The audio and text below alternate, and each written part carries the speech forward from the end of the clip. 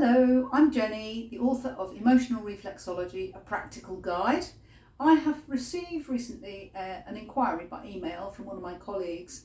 Her daughter is suffering from depression and she wanted to know which points I would recommend that she works on to help her daughter. Very good question. What I do know is that reflexology is a holistic treatment, so we're treating the whole person, not one or two particular points. The second thing I've got to point out is that I'm not a psychologist, so I'm not qualified to help somebody with depression. If somebody comes in with depression, I make sure that they're seeing their doctor or psychologist and getting the help, and I will be supporting that person going through that process. Having said that, there are some places that might help according to my experience and practice. So before we go into which points you should spend more time on, I thought I'd go through with how I would work a treatment plan. I'm not really a great fan of treatment plans because that's for the medical world and not for what we do. But when somebody comes to me with depression, I do say to them that it's going to be a 3 to 4 month program where to start with I will be treating them at least once a week for the first 4 weeks and then seeing how we go. So that is a really important thing. I think giving people that 1 hour a week at a regular interval with 100% of your attention is going to make a difference. So when we're treating depression in reflexology, according to my experience and my theories, especially in the book, expression is the opposite of depression. So when people can't express themselves and they're pushing down various emotions, that often leads to depression. So the first points that I would definitely recommend that people work is all the throat reflexes, the voice box, really work very slowly and mindfully through those reflexes to do with expression.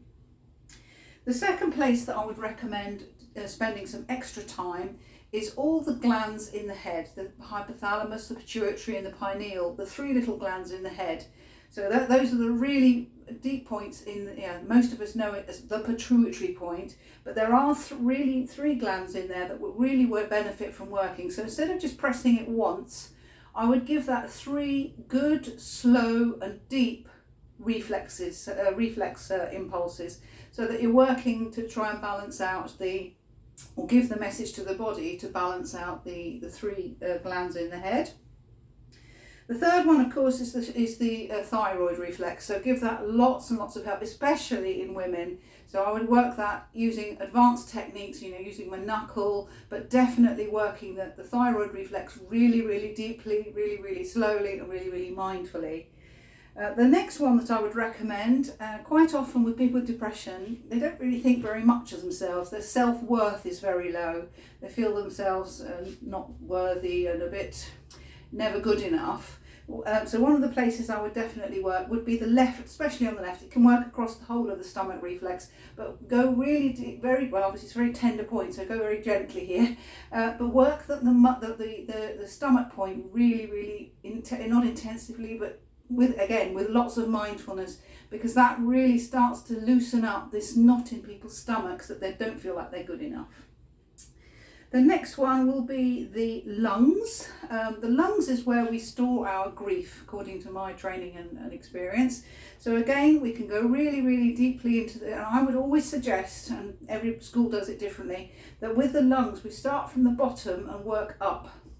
So again, going through the lung reflex, and I would also go from lateral to medial, and work each of those points, each of the points of the lung reflex all the way up. Again, allowing the tears to come out, because quite often with depression, especially in men who have been told they're not allowed to cry, depression that's maybe the cause of some of their depression, is they've never been given themselves permission to cry. The last one, there's 2 more here actually. The next one is the large intestine. I've only got my left foot here, so I shall start with the transverse colon.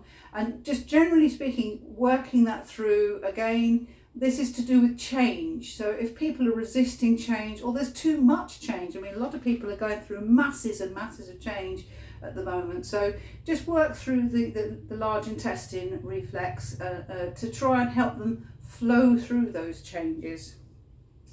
The last one, and I will have to get my other, I won't even bother getting my other foot out, is the liver reflex. The liver reflex is something to work, again, I would suggest that it would be a good idea to work from the bottom of the liver up, then back down, and then back up again. So this will do a sort of cleansing, deep work through the liver reflex to release any frustrations and angers. And again, certainly in British culture and to some extent here in the Netherlands, women are not allowed to be angry and men are not allowed to cry. So give the women that you're treating the permission, yes, you are allowed to be angry, especially if somebody's gone against your core beliefs and values. Maybe as a child you've got really angry about somebody and somebody's told you not to be. So that again is the lack of expression